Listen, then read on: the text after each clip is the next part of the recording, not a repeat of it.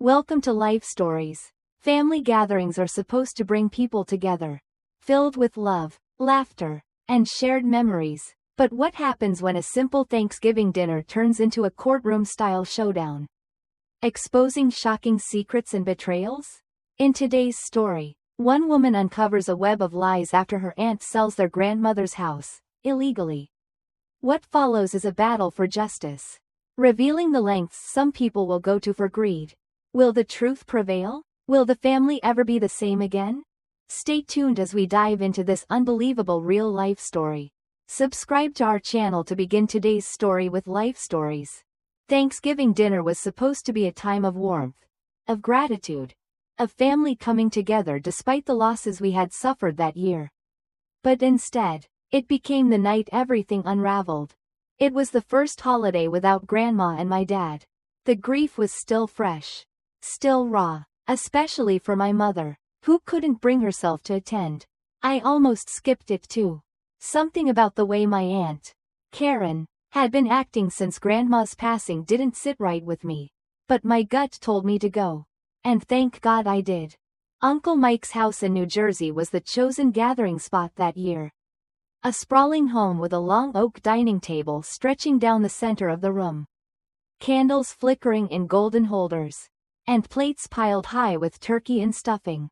The scent of roasted herbs and pumpkin pie filled the air.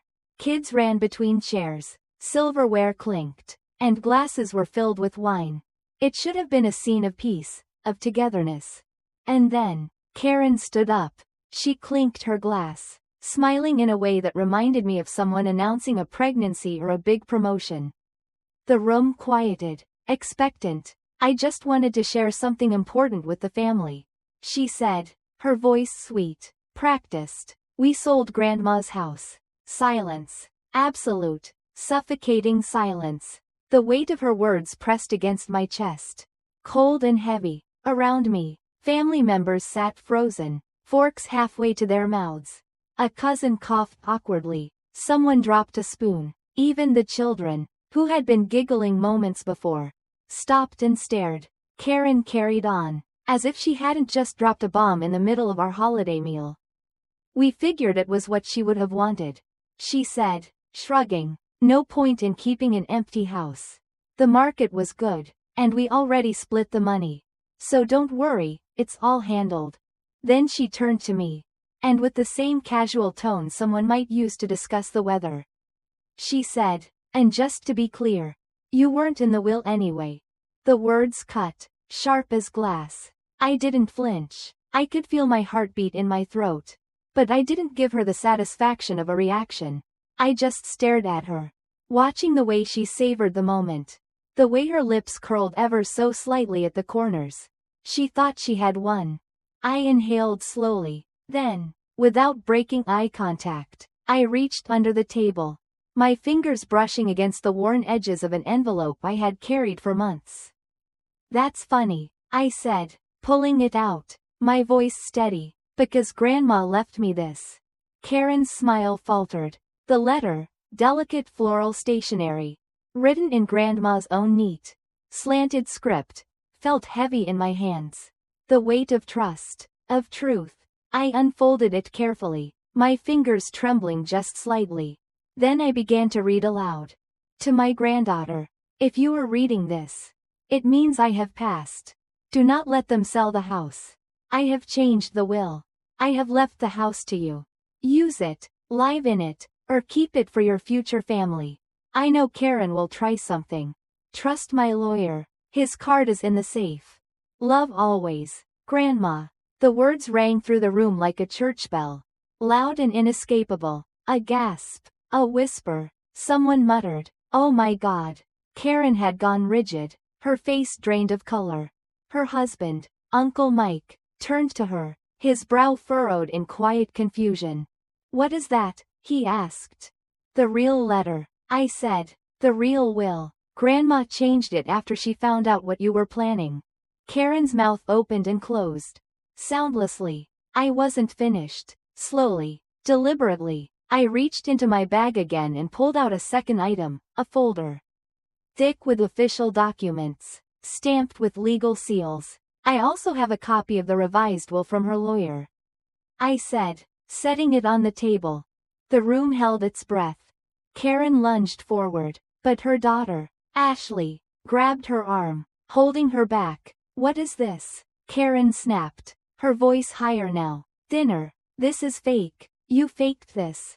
No, I said simply. Grandma knew you would try this. That's why she planned ahead. And with that, the cracks in Karen's carefully built facade began to spread. For a moment, nobody moved. The only sound was the faint crackle of the fireplace and the distant laughter of children in the next room. Oblivious to the storm brewing at the dinner table, Karen's face twisted, her breath coming fast. This is ridiculous, she scoffed, her voice shaking just enough to betray her. Why would Grandma change her will? She always said the house should be sold and split fairly. She changed it because she knew you'd try to take everything. I said evenly. She told me herself, the last time I saw her. It was true. I had visited Grandma in the hospital just weeks before she passed. Her hands had been frail but warm. Her eyes tired but sharp as ever. She had gripped my fingers tightly.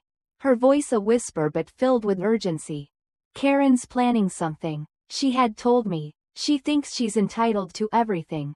But that house, it's yours. I changed the will. You have to be strong. Sweetheart, don't let them push you aside. And here we were. Karen let out a laugh. Hi. Brittle. You expect everyone to just believe you, she said. Her eyes darting around the table. Looking for support. This is absurd. Why would she leave it to you?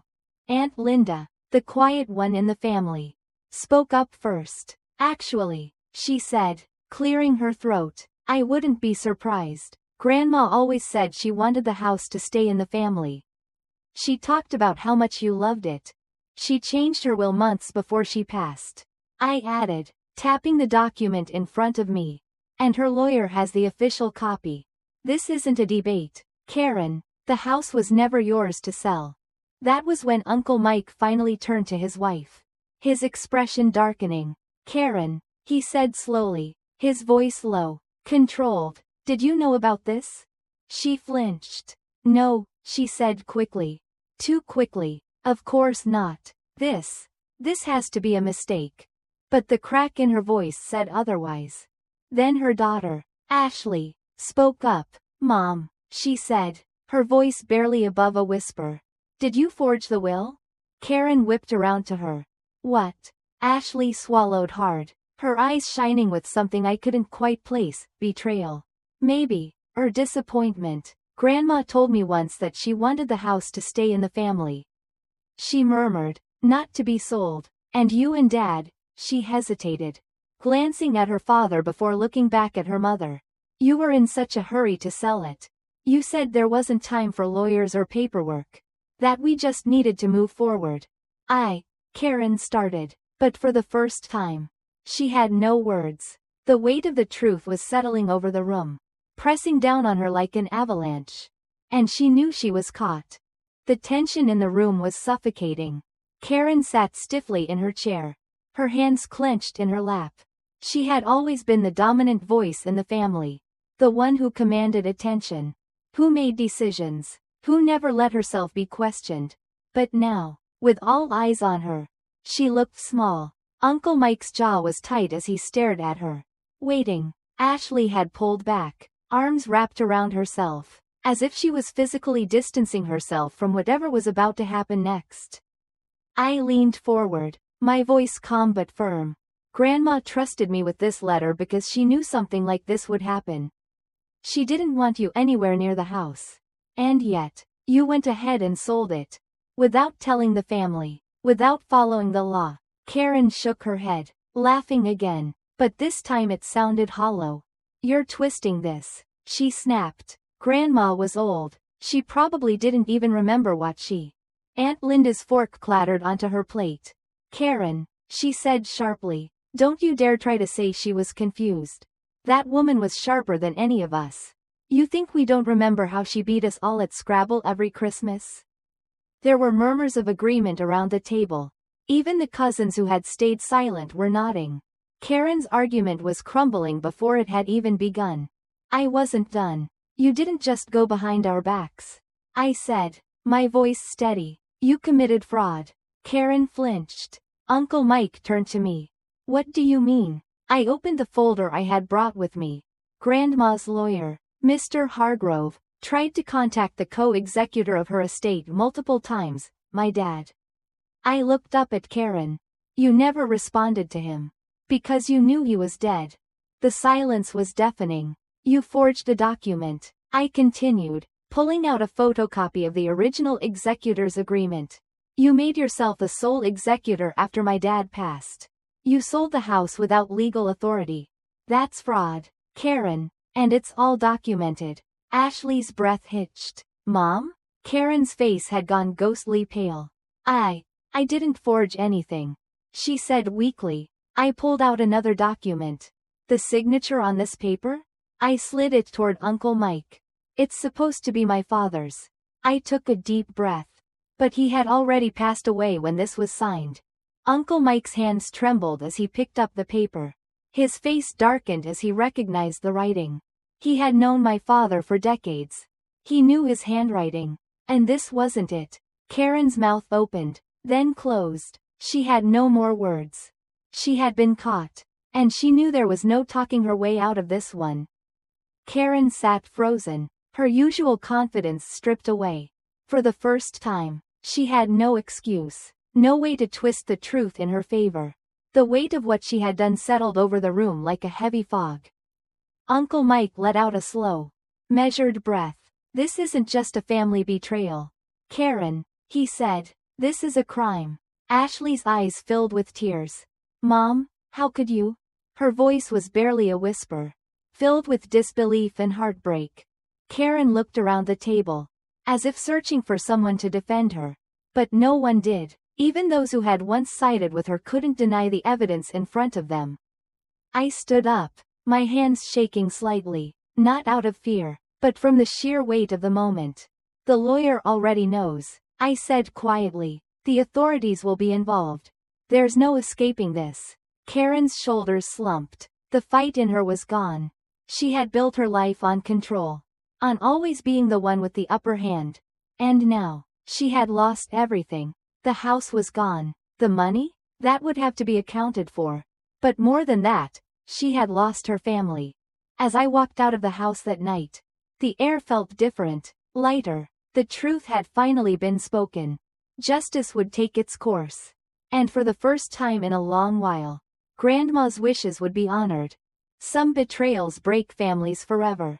But sometimes, they teach us who truly stands by us in the end.